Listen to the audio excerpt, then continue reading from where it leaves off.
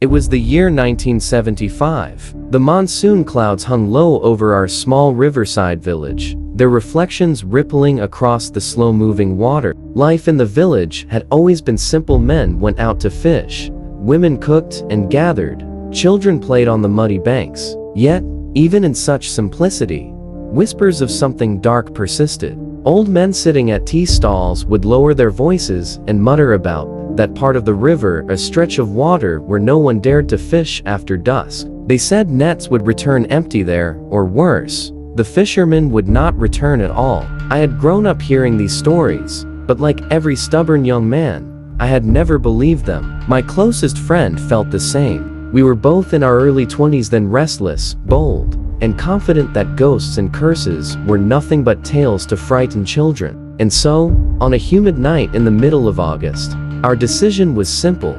We would take our boat out to that forbidden part of the river. After all, our usual fishing spots had been barren for weeks, and we were desperate to bring something home. The evening started like any other. We loaded our small wooden boat with nets, hooks, and a flickering lantern that barely cut through the mist rising off the water. The air smelled of wet earth and decaying leaves. Crickets chirped along the shore, and somewhere in the distance, a jackal cried out. My friend laughed softly and said, "If the elders are right, tonight, we'll find out."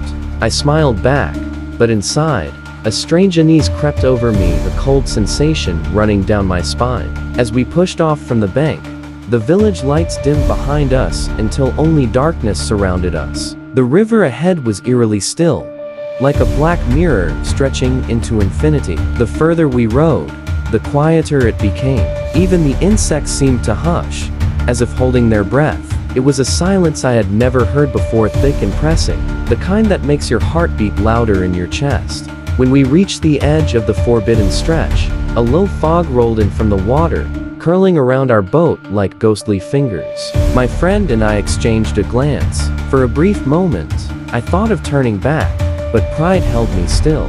We cast our nets into the water, expecting nothing unusual, yet the river felt different here, colder, heavier, as though something unseen lay beneath the surface, watching. We spoke little after that. The air grew colder, the mist thicker. Somewhere behind the veil of fog, a splash echoed, not like a fish jumping, but heavier, as if something had fallen in or climbed out.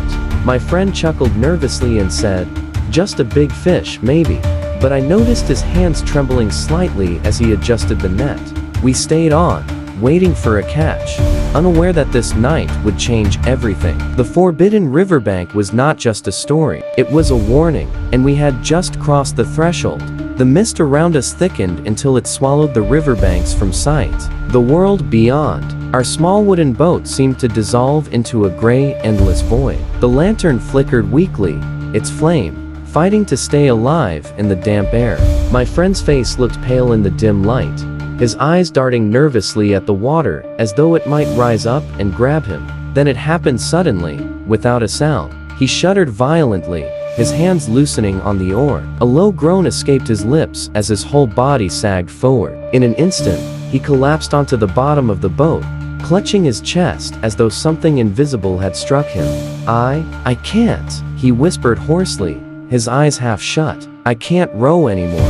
Panic surged through me. I dropped my net and rushed to him, shaking his shoulder. "Hey, what's wrong?" But his skin felt clammy and cold. He wasn't responding, his breath shallow, his gaze unfocused. It was as if a great force had drained all strength from his body. The boat drifted, turning slowly in the current. I grabbed the oar, trying to steer us back toward the shore, but it was like trying to row through wet cement. Each stroke felt heavier than the last. The boat had always been light, quick on the water, but now it was sluggish, as if weighed down by invisible stones. Sweat dripped from my forehead as I strained with both arms, my muscles burning. No matter how hard I tried, the boat would barely move. And then came the sound. At first, it was faint, a wet tearing noise, like flesh being ripped from a bone. Then came the crunching, chewing, slow, deliberate chewing. I froze, my grip tightening on the oar.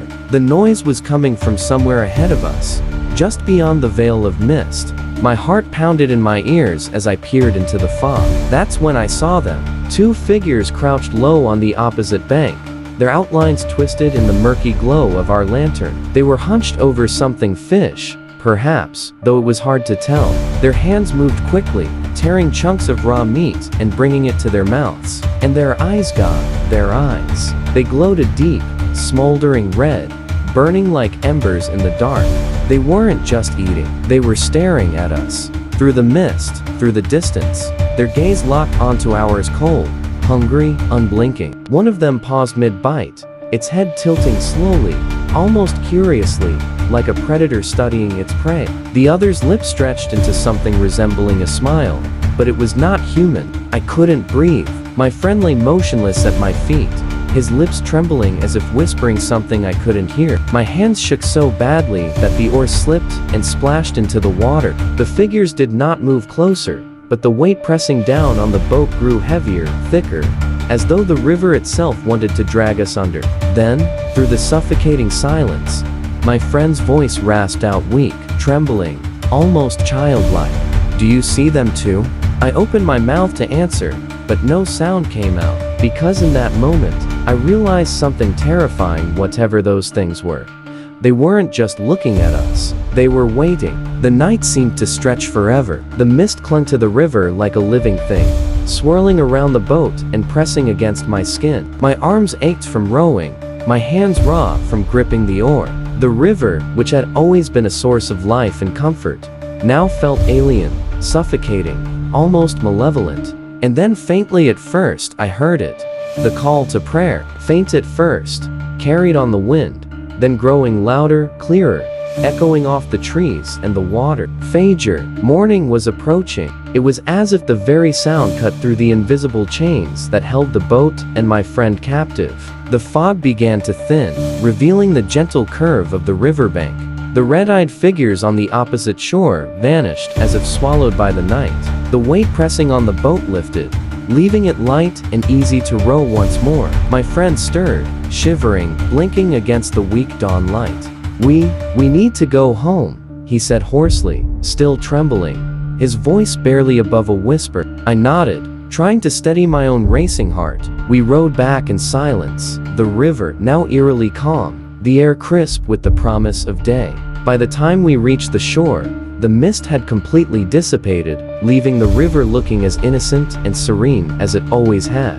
But peace did not last. That night, back in our homes, the nightmares began. My friend was the first to speak of them. In his sleep, he would thrash and mutter, his face contorted with fear. "They're waiting. They're angry. They will kill us," he would cry out. The dreams were vivid, almost tangible. He could feel the cold water lapping at his feet, hear the crunch of tearing flesh, and see those two red-eyed figures crouched, chewing, staring, their gaze boring into him like fire. I too began to experience the same visions. In my sleep, I would be back on the river, the boat heavy and unmanageable. The mist would rise again, thick and suffocating, and the figures would appear crouched, glowing eyes fixed on me.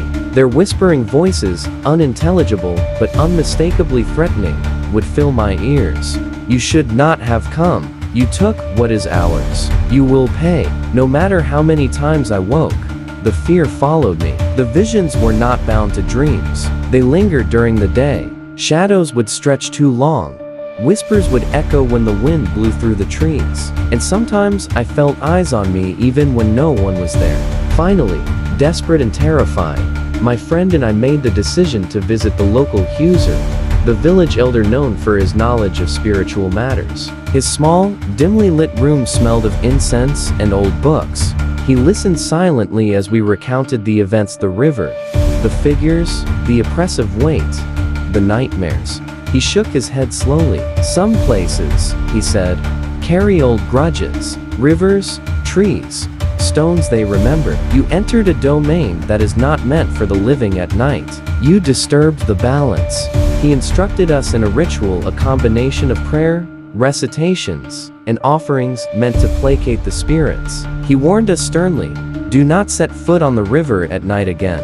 We agreed, trembling, and carried out the ritual. For a few nights, it seemed to work. Sleep returned, the nightmares eased, and the red-eyed figures stayed in the shadows of memory. But even as the immediate fear faded, a nagging thought haunted me. If even one mistake was made, if the ritual was not perfect, if we returned to that forbidden place, what would happen then? The river, the mist, the figures, they were patient. And patience, I learned, is far more terrifying than anger. For a few days after visiting the Huser, a fragile calm settled over us. The nightmares receded, the oppressive weight in my chest eased, and the river seemed to regain its familiar, gentle rhythm. I felt almost safe. Almost. But safety, I would soon learn, is only an illusion in the presence of the unseen. My friend, restless and headstrong, grew impatient. He muttered under his breath one evening, "The river won't harm me. I need to see it again, just once." I tried to warn him. Huser told us not to go at night. We performed the ritual. We can't risk it. But he laughed nervously and shook his head. "You're scared. I'm not. I'll be careful. I just want to check something. I need to see if it's really over." Despite my protests, he slipped away that night. I stayed awake, the unease crawling up my spine like tiny, cold hands. Hours passed. The moon rose high, and with it came a strange, unnatural stillness. Then I heard his distant, weak cries carried on the wind. I ran, barefoot, through the muddy paths toward the river. By the time I reached the bank, I saw him. The same stretch of forbidden water shimmered under the moonlight. The boat floated, eerily still, as though waiting. My friend struggled in the boat, rowing with trembling hands. His face was pale, eyes wide, lips moving in silent panic. The mist rolled over the water, thicker than ever, curling around him like living smoke. And then I saw them. The figures had returned. Two shadows crouched on the riverbank, indistinct, but unmistakably there. Their eyes glowed red, piercing through the fog. This time, they didn't wait. They advanced slowly toward him, their movements deliberate, almost playful in their menace. I screamed his name, but the mist swallowed my voice. He tried to row back, but the boat was as heavy as ever, as if the river itself resisted him. He gasped, "I can't," and collapsed onto the floor of the boat, powerless. Panic clawed at me, but I had no choice. I jumped in beside him, trying to take the oars. Every stroke felt as though the river was pulling us down. My friend's body convulsed, shivering violently, and his teeth chattered uncontrollably. The figures stepped closer, and I noticed something new.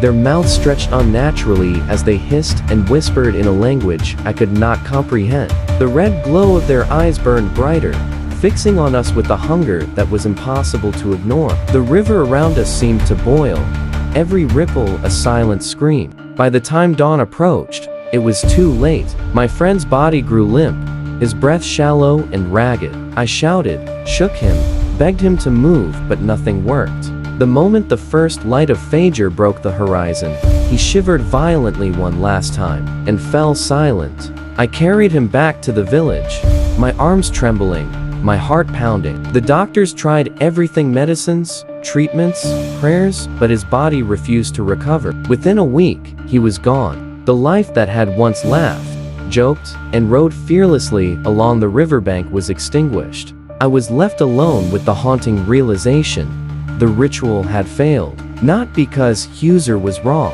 but because the unseen does not forgive carelessness. The river, the figures, the mist, they were patient.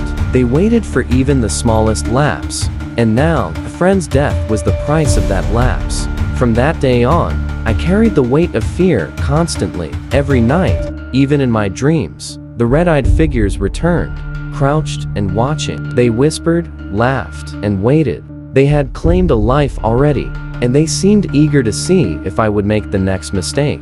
After my friend's death, life in the village returned to a semblance of normalcy, but for me, normalcy was a hollow word. The river still flowed gently, the birds still sang at dawn, and villagers went about their daily routines. Yet, every night, my dreams betrayed me. I would lie in bed, eyelids heavy with fatigue, only to be pulled back to that misty river. The boat, impossibly heavy, waited. My hands would tighten on the oar, muscles screaming as if rowing against invisible chains. The red-eyed figures crouched on the bank, chewing, watching, whispering, and they always looked at me first, their gaze unblinking, patient, and cruel.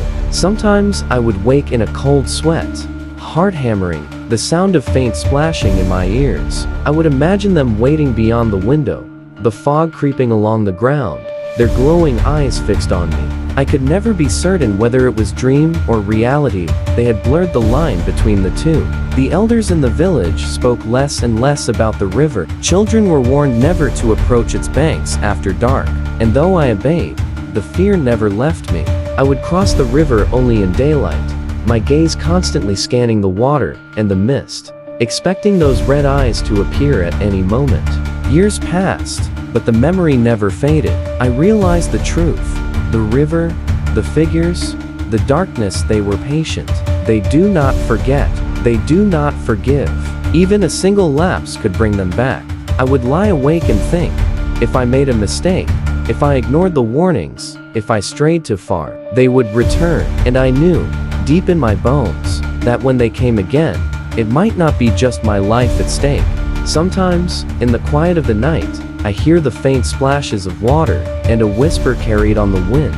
You should not have come. You took what is ours. We are waiting. Even now, decades later, I cannot forget the weight of that night. The terror in my friend's eyes, the cold mist of the forbidden riverbank, and the red, burning eyes that watched us from the shadows. The river claimed my friend, but it also claimed a piece of me, the peace that can never be free from fear. The peace that knows patience can be more terrifying than anger. The peace that knows the shadows never truly leave. And so I live cautiously, aware, constantly vigilant.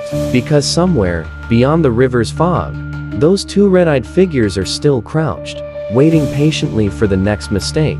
And I know they are always watching. Did you enjoy the story? Let us know in the comments. And if you liked it, don't forget to like, share, and subscribe to The Horror Dream.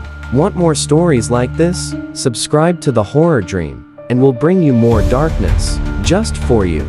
If you enjoy a little chill down your spine, stick around, like, share, and hit that subscribe button, right here on The Horror Dream. Your support keeps us going, so stay with us. Subscribe to The Horror Dream for more spine-tingling tales.